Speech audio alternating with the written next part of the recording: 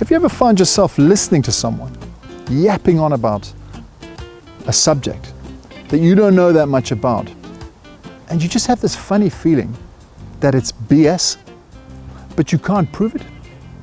Have you ever felt like showing the person up, saying, you know what you're saying, it's garbage? Well, here's how you can do it. Let's go to Athens, Greece.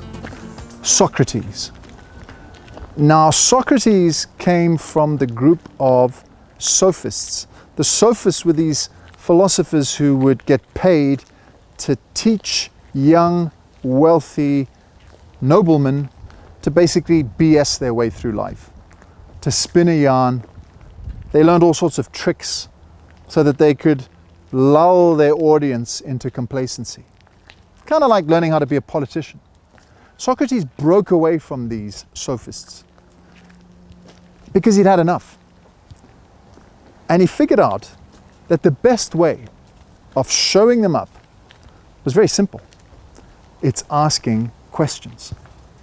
What we call Socratic questions. After someone had made a big speech, pretending that they knew everything, Socrates would come and say, "Oh, I arrived late. I didn't hear your speech. Could you just sum it up for me, please?" And that was already difficult. And then he'd ask some questions. What exactly do you mean? Could you explain more? But surely if that happened, then this would have happened. I don't understand. Could you clarify? And the more he asked these questions, the more the people he was speaking to found that they couldn't answer.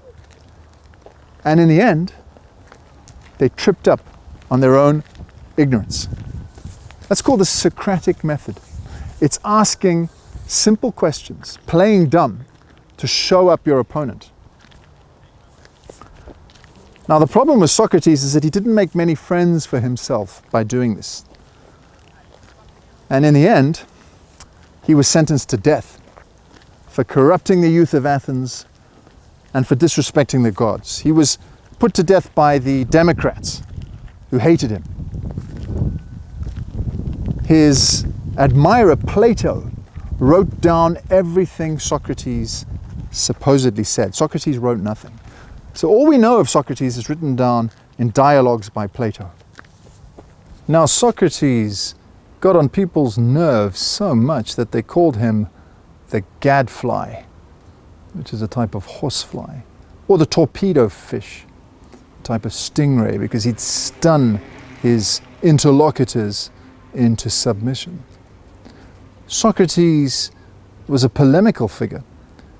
Interestingly, legend has it that the oracle at Delphi, called the Pythia, it was a sort of insane, psychobabbling prophetess, said that Socrates was the wisest man in Athens.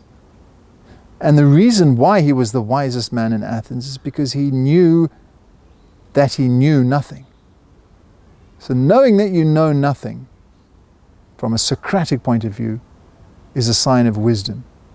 Those who think they know often don't know.